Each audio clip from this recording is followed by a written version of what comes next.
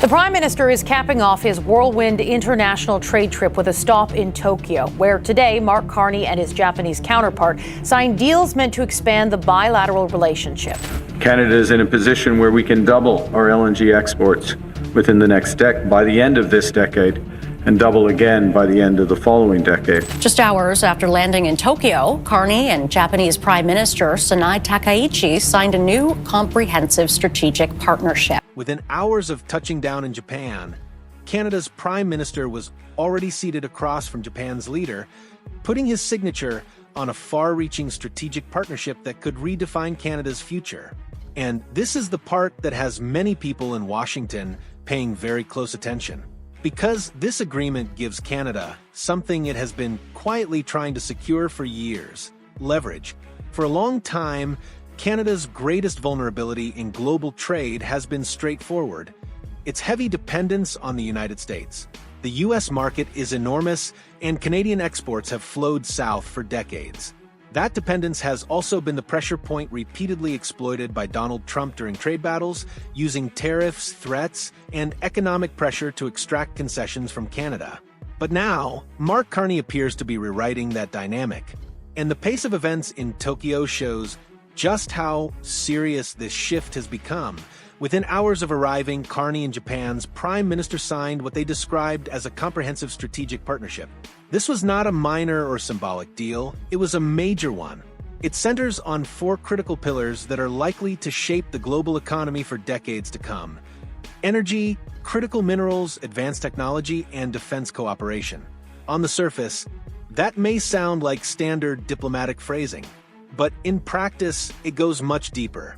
Because these sectors are not just industries, they are the foundations of modern economic and geopolitical power.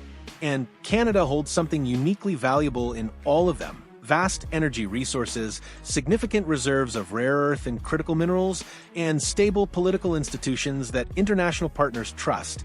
Japan, like many advanced economies, urgently needs secure and reliable supply chains for these resources. At the moment, many of those supply chains are under strain. China dominates large portions of global rare earth processing. Trade tensions are intensifying, and governments are increasingly wary of relying too heavily on any single supplier. As a result, Japan has been actively seeking dependable partners, and Canada fits that role almost perfectly: a resource-rich democracy that is stable, predictable, and trusted. That is why this partnership is far more than diplomatic symbolism. It is a concrete economic strategy. Japan secures access to energy and minerals. Canada gains something just as important: diversified markets. And this is where the geopolitical implications grow even more significant. Because the Tokyo Agreement does not stand alone. Over the past several weeks, Carney has been moving rapidly across the Indo-Pacific, deepening ties with India, expanding cooperation with Australia, and now formalizing a major partnership with Japan. Piece by piece, these agreements are forming something much larger: a web of economic relationships built around Canada's core strengths in energy, critical minerals, and advanced technology.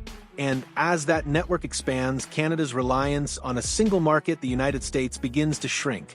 When that happens, the balance starts to shift. Tariffs lose some of their bite. Economic pressure becomes less effective, and Canada gains greater freedom at the negotiating table. In simple terms, the more partners Canada develops, the stronger its position becomes when dealing with Washington. Some analysts believe this could eventually grow into something even more ambitious: a broader economic framework linking Indo-Pacific nations with European partners. If that vision takes shape, Canada could emerge as a central bridge between major global trading regions. And that kind of role significantly amplifies a country's influence in the world economy.